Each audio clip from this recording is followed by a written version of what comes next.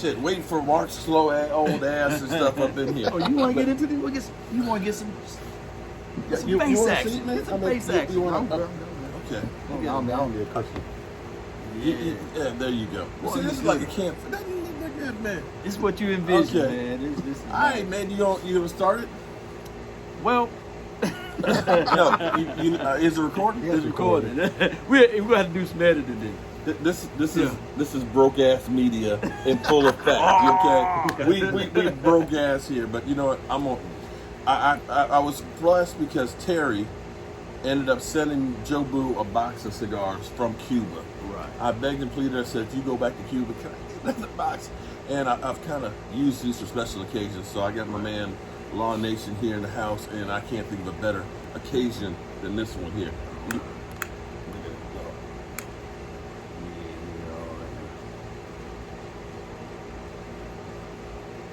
Get him. Oh, it ain't hot yet. Yeah, Oh, there we go. yeah, we got this wind blowing good, but you need to puff on that thing, man. So,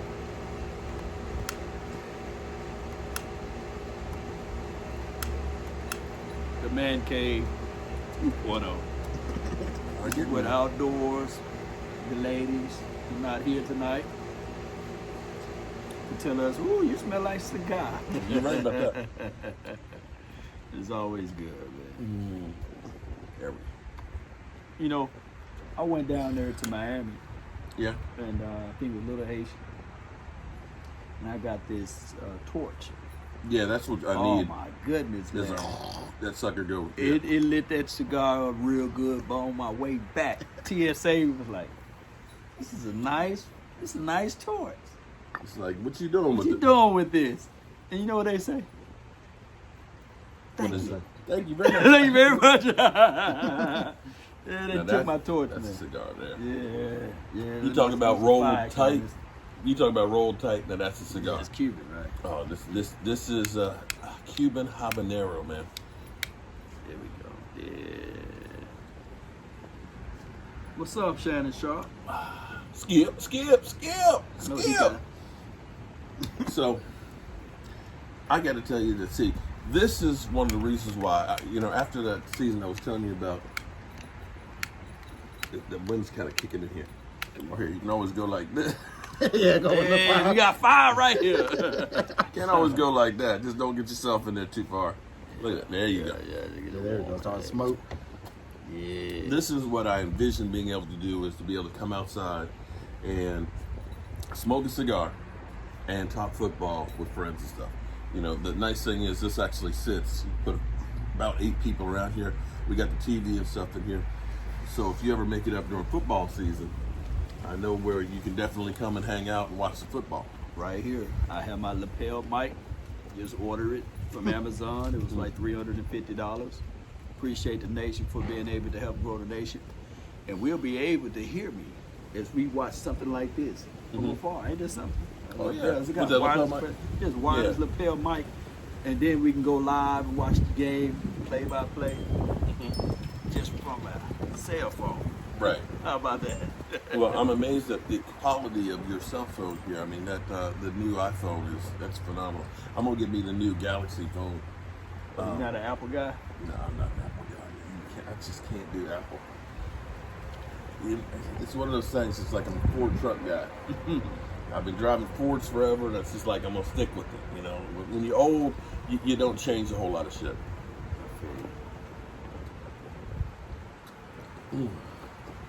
Yeah, it's good life right here. I hope that this year, I don't want to say, because every year I go in always thinking that the Cowboys are going to do good. Right. I'm not going to put any kind of predictions or anything on the team. I'm not going to put any expectations. I just am happy that the fact that we actually have somebody different than Jason Garrett. We know what we were always going to get with Jason Garrett, and it's just like, I always felt like he was a little league coach. That every press conference was, Johnny, we'll get him next time. Right. You competed, we did great things. And that's like, no. You know what? I want to see a coach actually go off and be mad about it. He never, ever looked like he was mad about losing. Yeah. And that's one of the things that drove me crazy, because you go back through and you look at every end of the year press conference. You know, even this past year. He was smiling, you know. Hey guys, how you doing? How you doing, guys? You know, we competed and we did some great things, and you know, it's just like, no, we didn't. You just lost. You didn't win the Super Bowl. You didn't even make it, you know, even past the first round of the playoffs and shit. You know, don't give me this. You know, it was a good season. It wasn't a good season, and I honestly believe that the beginning of the end for Jason Garrett was after the 2018 season. That season, Jason Garrett went into the press conference with a shit-eating grin, because we beat Seattle. Okay, yeah. you know, we lost again in the second round, but it was like, you know, hey, you know, we made it past the first round. Yeah. You know, he was talking about how good the team did, Linehan, and he was saying that Scott we're not going to be making any changes. And I think Stephen Jones looked at him like, what the fuck are you talking? I'm sorry about the language, but like, wait a minute, you satisfied? And that's when it turned around and that he had to go ahead and fire Scott Linehan. Right. And they kind of put him on notice from that point right there that, hey, you know, it's, you know, deep in the playoffs. Yeah. But I swear, I still think that they were getting a waiver on that. They were just looking at this at a point of, you know what, if we can just make the playoffs at this point, you know, we'll keep him. No, I was like, no, he got to go. Yeah. He got to go. And I'm telling you, those players gave up on him. They would never admit it, but they did. On top of that, with Jason Garrett, my only gripe about Jason Garrett would be Only one? believe it or not. Okay. Even if he was the puppet, at some point, you got to walk around here saying that, okay, damn it, I done had enough. Even a rabbit got teeth. He should have at least said, if I'm going to go down, I'm going to go down fighting my way. I'm going to lose it my way. I'm going to call the plays. I'm going to make sure to make the adjustments. You said that, shit. was George fine. Loca was saying that, you know, we had a game plan. He'd scrap that after 2 or 3 plays and go his way. He said he didn't use analytics. It was just gut calling it. But I want to see it, though. We think marveled. We marveled when he threw the flag back at the official. Yeah, it looked There like was one yeah, time. that It just looked like he everybody finally going had some off. I co- remember that. In 10 years, there was the one time that we kind of said, man, we can identify with the anger and the frustration with, dare I say, Jason Garrett. But that's only one time out of 10 years. Yeah. That's a long time. Jason Garrett, just show everybody that you got a pair. Chastise the players at least on the field. Jimmy Johnson knew how to use the media. Yeah. Right or wrong. Oh, he did. He knew how to use the media. The player ran out there with asthma, and he said, I'm going to have to say my one cuss word for the day, or for the night. The asthma field is fucking over there. Right. The guy had asthma, they're like, why he wheezing? That's what Jimmy Johnson said. It was a no-holds bar. And he said, remember, he said, I think that the Cowboys got a playoff or a Super Bowl caliber team, but they don't know how to feel for losing. If we were to lose games like we are right now, they wouldn't eat. He said they wouldn't eat. I digress. Yeah, that's one of the things that always bugged me when we were at JMU, because like we lose a game and we would, you know, everybody partying and having. I'm like, how you fucking partying and shit? Right. We just lost the damn game. Let's, Game and shit. what about Charles Haley? Well, Charles is crazy. So I saw he didn't like all that losing. Now, here's what I'm going to say about Charles. At JMU, we did not win much. We were like 3-8, 4-7, and stuff like that, right? So he did not have winning season. The claim to fame JMU had was in '83 when they had Gary Clark. Gary Clark beat UVA. I say Gary Clark beat UVA because he had a punt return, a kickoff return, and a touchdown reception. We won 21-17. Gary Clark scored every play on it. But as far as at JMU, you know, we always knew Charles was great. We didn't know that he was great enough to be, you know, the guy that he was on the field there.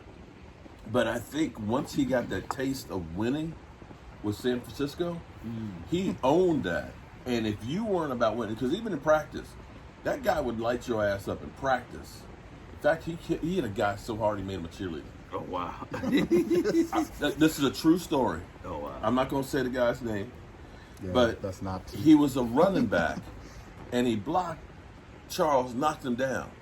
And Charles got up, dusted himself off, and he said, I'm going to you up. And the very next play, he did exactly that. He hit the man so hard. He hit him, he hit the ground, and he was carried off in a stretcher. And they said, if you ever get hit in the neck again, you will be paralyzed. And he became a cheerleader. Oh, wow. A male cheerleader. God, Lord. And that was in practice. Ain't talking about a game. So, Practice. to me, when San Francisco was winning, and I think it was Steve Young had a bad game and cost him a game, and Charles went up to him in the locker room and basically, you lost this game and this, that, and the other. That was the beginning of the end of him being there in San Francisco, and it was kind of like he's out of control. Wow. Charles always had a crazy sense of humor. I ain't gonna go into details, but Charles was a trip. I heard stories of Taco Charlton when he ran into Charles. Oh yeah, he acted like he didn't know who he was. See, that was the end of him. And he was like, who is this old man in the locker room taking a shower butt naked, trying to tell me what to do? He'd say He won 5 he Super didn't, Bowls. he didn't know that was Charles. Ain't no wonder. Yeah. He just had both knees replaced Wow. this past week. Both knees at the same time at 56 years of And he's age. not much older. I think that on our long live stream for 3 hours, we didn't go over the fact that the CBA, the collective bargaining agreement, Only that 5 they don't years. have lifetime medical. And people fail to realize this is a brutal sport. A lot of people say, well, Dak Prescott, oh man, he should play for the team discount. Oh, he's getting paid too No. much money if he get this amount of money. Don't you know that 20 years from now, he may be having his knees replaced Or worse. or worse. Might be having the Brad shoulder Johnson, work okay, on. I'll give you, Brad Johnson is younger than I am. Wow. Brad Johnson, for about, you can Google it. Google Brad Johnson, his health. Because he was like 41 and his body was so bad. Now he had like the neck problems and everything else. He lost, where he literally, one game he said that he had about a 5% grip capacity and still finished the game. But he just getting out of the bed is hell for him. His kids say, Grandpa walks better than you do. Wow. And so you think about a guy who's not even 50 years old yet, who can't get out of the Steve bed. Smith. Steve Smith, that's the wide receiver? Steve Smith? No, I think it was running back. Okay. Or that's they had another Steve Smith for the Giants. Right. Yeah, but his health is not that good either. Now, some guys go through and they're unscathed. Other guys, I mean, ASL, I think is what he has. we talk about collective bargaining agreements. We talk about the shame that they put upon some of the players and even some of the legends, just like Drew Pearson. yeah. You can't tell the stories of the Cowboys without Drew Pearson. He's the only one that's not in the Hall of Fame either of that era. And you The talk Dallas about Cowboys. knees and stuff like that, and health-wise and things like that. And it's all about celebrating a person while they are alive. I'm not saying that Drew Pearson is on his death chambers or in his deathbed, but you would think that the NFL would look at some of those small things and get that brother into the Hall of Fame. But the NFL has no control of the Hall of Fame thing. Well, The NFL don't. no. Okay. It's the pro football. It's not the NFL. It's the It's pro actually football. the Pro Football Hall of Fame. So they have no It control is over actually it. not owned by the NFL. I didn't know that. But I See, believe I get educated I every sure believe they- they have a lot of influence I'm sure they over do. them. Yeah. But I agree with you on that one 100%. That it's a travesty. But I think they looked at it and said, well, we got Jimmy Johnson, we got Cliff Harris. You We can't can't put 3 Cowboys in at the same So he'll time. probably get it next year. You know what I'm saying? I'll be I think it'll be next year that I'll he'll be be mad in if there. he was getting next year. But the thing, okay, I get that there's only so many spaces, but the way that they did that, to have him there and he's finding out in front of the Oh, he cameras was- that he I was got the effing- shaft. I mean, it's he just was like, cussing up a storm. how I you saw the gonna do videos. this? I mean, it was beautiful And he was just crying. seeing Jimmy Johnson on TV crying that I'm going in. I mean, that was great. And Cliff too. Right, that was incredible. But you did not need to do that to Drew. I know you need to put more towels like that, cussing up a storm and tearing up. So did you're a whole lot younger than me, right? No, I'm a lot younger than you I are. understand. but you're older than me, so you got a chance to see, didn't you? The Eagles wide receiver, I forgot his name. Harold Conrad? Yeah, the tall guy. Oh my God, he was like a giant on the field. Was he better than, dare I say, Drew No, Pearson? I won't say that. No, and if you talk about Super Bowls, Harold Carmichael played in one that they lost. You look at Drew Pearson and the games that he was in, his numbers. You look at the other wide receivers in his era that are in. His numbers are better than most of them. You look at Lynn Swans; they're better than Lynn Swans by a mile. Wow. So that's one of those ones that you look at that and say, "Come on, man." Come on, bro. That's a travesty. That and Everson Walls is another one that should be in there as well as Darren Woodson. Oh, wow. All three of those guys should be in the Hall of Fame. Harrison Walls was the reason why I love the Cowboys, believe it or not. He got a ring with the Giants. Also, yeah, he did get the ring with the Giants. No, I don't blame him for that. When you get where you can. Yes, indeed. But yeah, football, it's brutal. And see, what you see now, if you go back, you young people that are watching, go back and look at some of the highlights from like the 70s and stuff, and watch those hits. You look at those hits. Throwback. I'm telling you, 50% of the hits that happened back in the day would be penalized now. Well, of course they would. There was no protecting the quarterback.